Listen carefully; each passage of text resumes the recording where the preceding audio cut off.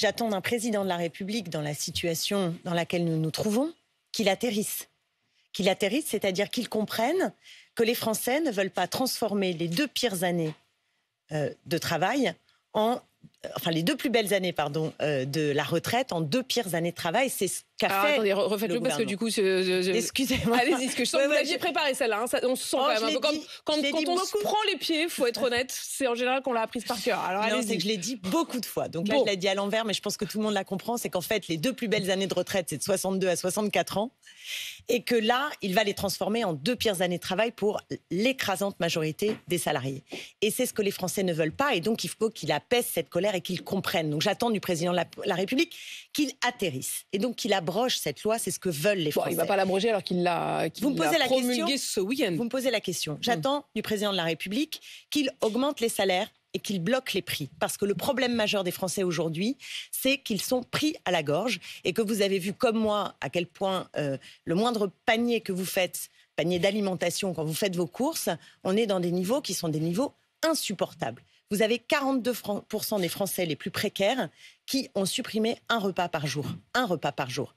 On ne va pas faire toute la liste, les Français la connaissent, ils la connaissent par cœur. Mais parfois, il y a des domaines qu'on ne connaît pas ou parce qu'ils ne nous concernent pas directement. Je vais prendre un exemple, c'est les couches. J'ai été frappée. Vous avez une augmentation du paquet de couches qui est de 1,25 centimes. Pour tous les parents, c'est insupportable. Pour tous les parents qui ont des bébés, c'est insupportable.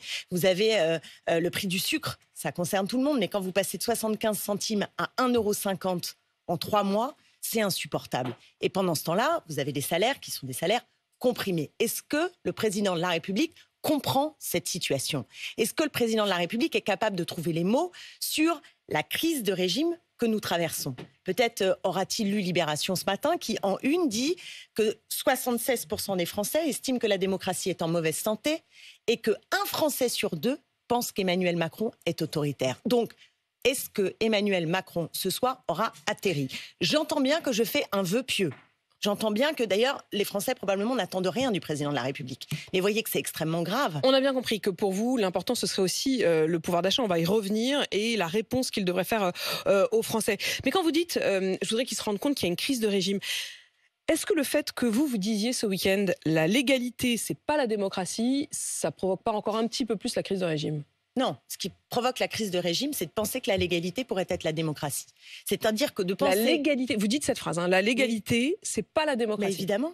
Bien sûr que la légalité, ce n'est pas la démocratie. Mais est-ce que l'illégalité, c'est la démocratie? Prenez l'exemple concret. C'est légal aujourd'hui que le président de la République puisse passer par le 47-1 de la Constitution. Qui était la procédure accélérée du débat. C'est légal. C'est une procédure accélérée. Ça veut dire qu'ensuite, il peut procéder par ordonnance. C'est légal. Et le Conseil constitutionnel peut légalement valider une loi qui n'a pas de légitimité auprès des Français puisque l'écrasante majorité compte, qui n'a pas de légitimité dans la démocratie sociale puisque tous les syndicats sont contre, qui n'a pas de légitimité au Parlement puisque l'Assemblée nationale n'a pas voté. Ça veut dire qu'un homme... À la limite, j'aurais pu entendre la légalité n'est pas la légitimité. Mais la légalité n'est pas la démocratie. C'est quoi la démocratie si ça ne repose pas sur des règles légales? Ça ne suffit pas. Ça ne suffit pas. Et surtout, le problème, c'est que nous sommes dans une constitution qui permet à un homme seul de décider. Et c'est pourquoi nous sommes dans une crise de régime. C'est quand vous avez un tel décalage, une telle déconnexion entre le président de la République, qui est normalement garant de l'unité de la nation, et la majorité des Français, cela signifie que quelque chose, et tout le monde peut le constater, ne tourne absolument pas rond. Donc ça peut être légal, formellement, mais ça n'est pas démocratique. Est-ce que, Clémentine Autain, vous respectez la décision du Conseil constitutionnel? Non, je la conteste.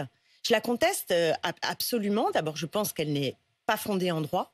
Nous avions fait un recours avec des motifs très sérieux. Et d'ailleurs, quand vous lisez le rendu... Elle est illégitime à vos yeux. Écoutez, quand vous lisez le rendu du Conseil constitutionnel, c'est à s'arracher les cheveux de la tête. Je veux dire, il nous explique, par exemple, qu'il valide le fait que les ministres ont eu des données qui étaient des données, je cite, erronées. Voilà, donc c'est-à-dire qu'il valide le fait qu'on peut mentir. Mais ça, c'est pas grave parce qu'on a pu en discuter. Erroné ne veut pas dire mentir. Des données erronées. Non, mais avoir des données erronées, ça ne veut pas dire donc que... un ministre peut vous dire ça ne veut pas dire erroné. Que le ministre lui-même a menti. D'accord, prenez un dictionnaire. Erroné, ça veut dire qu'il n'est pas juste, qu'il n'est pas vrai. J'ai bien compris. Vous me parlez des données erronées et ensuite vous me parlez des ministres. Oui, mais vous le savez, sur les 1 200 €, tous les Français l'ont vu. Quand on nous a expliqué au début que tout le monde pourrait avoir 1 200 €, puis après on a appris que c'était du brut et pas du net, puis après on a appris que c'était 200 000, puis finalement c'est 40 000, et puis pour finir, c'est des quelques dizaines de milliers. Ça s'appelle du mensonge. Il est intéressant de voir surtout quand le ministre Dussopt avait la note qu'il a cachée, notamment à la représentation nationale, sur ces données qui étaient validées par son administration. Là, pour le coup, on ne peut pas non plus dire absolument n'importe quoi. Il y a une personne qui est très, très respectée là-dessus, et j'imagine honnêtement que vous ne direz pas le contraire, c'est Michael Zemmour, l'économiste, qui est la première personne à avoir levé le loup de ces 1 200 €. Il était mon invité ici même vendredi, précisément pour pouvoir dire si oui ou non il y avait eu mensonge, s'il y avait eu insincérité, comme on dit, des débats. Lui-même, il disait, à cette question des 1 200 € que le débat public n'avait pas été serein et n'avait pas été sincère. Mais quand on regardait les textes lui-même, il disait que tout était dans les textes malgré tout. C'est-à-dire qu'il n'y a pas eu de mensonge. Non, mais vous ne pouvez pas dire.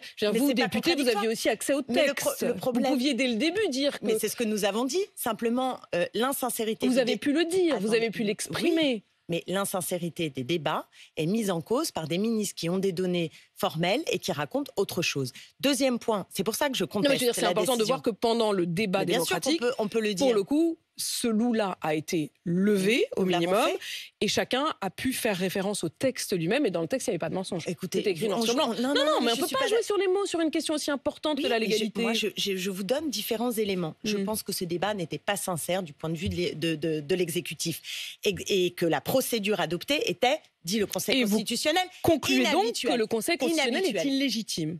Je pense il prend une décision qui est une décision éminemment politique. Vous savez, la matière du droit, c'est pas une science exacte. C'est pas une science exacte. Mais c'est quoi ça veut dire quoi, ça?